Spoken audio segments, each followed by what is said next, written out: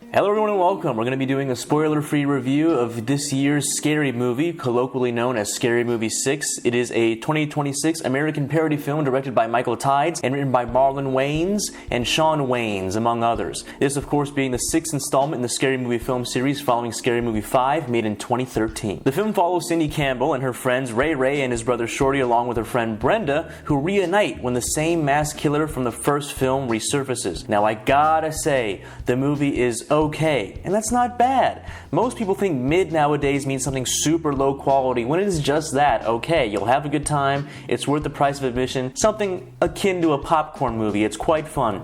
I myself did not laugh very often, especially out loud, and that's not necessarily the film's fault since my humor is so broken that only certain things make me laugh. That being said, I only genuinely laughed out loud perhaps 3 times in the film, which is not great since the film has a 96-minute runtime. Common for films of this type and scale. Now, that's just me personally though. Others in the theaters laughed very often, so I don't discount the film so much there. Keep in mind this will be a spoiler-free review since the movie just came out, and I want to give more time before talking about any spoilers and details.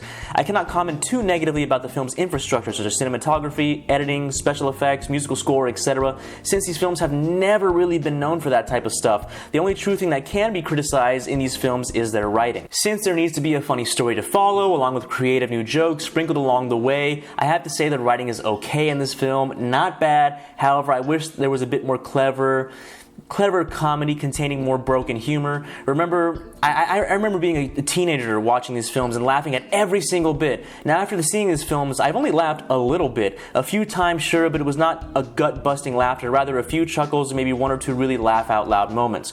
One criticism I will make against the film, since what has been set up until this point has mainly been neutral, the jokes regarding black people getting the raw end of the deal in society are overplayed.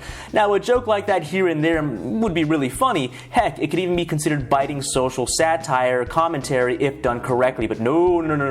It is done way over the top in this film, way on the nose, way in your face, so much so that I found myself rolling my eyes the next time they talked about the poor black man being held down by the white devil. The times it did work for me, in my opinion, was where the nurse called the protagonist's boyfriend a white Jeffrey Dahmer lookalike. I found that very funny. Moving forward, I'm going to tell you my favorite joke in the whole film before going it over. No spoilers since it just came out. So my favorite joke or bit that occurs in the film, and this is not a spoiler, this will not ruin the plot in any way, I'll use it as little detail as possible so that this one joke in the entire movie that did actually make me laugh out loud is this scene. Now when the protagonists, plural, are running away from the killer, Doofy, the imbecile police officer, then leads them to an elevator before pressing all of the buttons on each floor, causing the entire group of, say, 10 plus people to absolutely lose their minds on him before the door slowly closes. He mentions it as a force of habit, and that made me die laughing. Legit, not a huge plot point, it's just a kind of a running gag, but mainly a super funny character quirk that naturally fits his character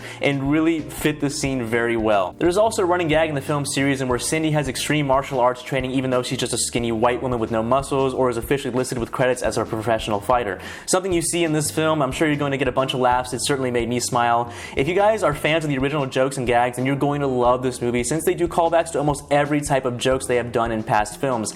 That's all nice and all, good fan service, but I wish they really have expanded on the characters, even if it's just a tiny little bit, so that these films are not nearly identical and only have updated pop culture references, but the jokes are still the same. Honestly, that's the best way to describe this film. Another positive is that the new younger cast, which represents children of the main cast and friends, did a good job. Most of them are totally unlikable. I wanted most of them to stop talking as soon as they open their mouths. Not a dig on the actors, but mainly the writing. The writers really hate young people. In fact, they hate that they're getting old and make fun of the younger generation in a kind of like insufferable to kind of get back at them kind of way. That's just a theory that I have, but once you see the ending of this film, you can really make a full, honest decision there. The most likable of the new Gen Z characters were Sydney's daughters, and that's about it. The thing that makes them the most likable is that they really resemble Sydney. Yeah, a little bit in appearance, but mainly in their mannerisms. They act dumb, they like to party, and oddly have dope fighting moves that give them a chance against villains who attack them. Other than that, I do not want to say too much without spoiling the film.